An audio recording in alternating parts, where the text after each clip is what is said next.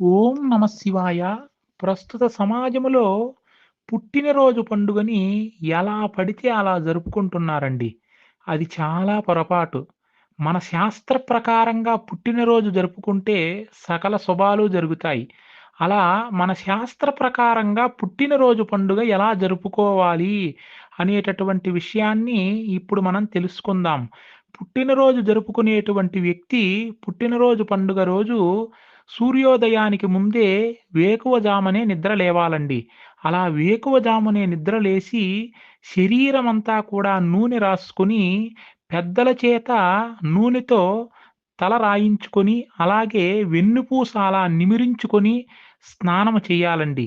ఇలా స్నానము చేస్తే అలక్ష్మి మనకున్నటువంటి దారిద్ర్యమంతా కూడా తొలగిపోతుంది. అలా స్నానము చేసినటువంటి తరువాత మన ఇష్టదైవాన్ని, కులదైవాన్ని ఆరాధించాలి. ఆ తరువాత తల్లిదండ్రి పాదాలకు నమస్కరించి ఆశీర్వాదం తీసుకోవాలి. ఎందుకంటే తల్లిదండ్రిని మించినటువంటి దైవము లేదు కాబట్టి. ఆ తరువాత వాళ్ళ యొక్క గురువుగారి దగ్గరికి ఎళ్లి గురువుగారి ఆశీర్వాదం తీసుకోవాలి.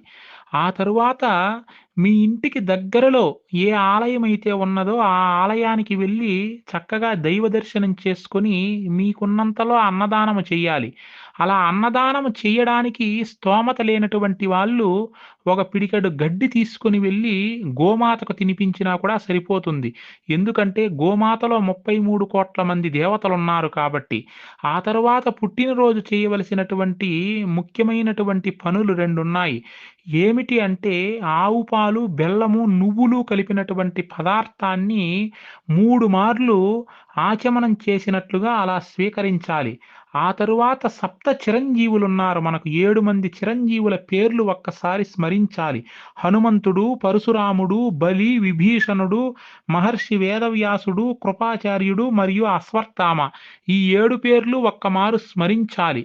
ఇలా ఆవు పాలు, నువ్వులు, బెల్లంతో కలిపినటువంటి పదార్థాన్ని స్వీకరించి, ఈ 7 చిరంజీవుల పేర్లు స్మరించడం వల్ల ఎటువంటి ఫలితమొస్తుందంటే, మీకు తర్వాత సంవత్సరం పుట్టినరోజులోపు ఏదైనా మరణగండం ఉంటే అది తప్పిపోతుంది ఇలా చేయడం వల్ల.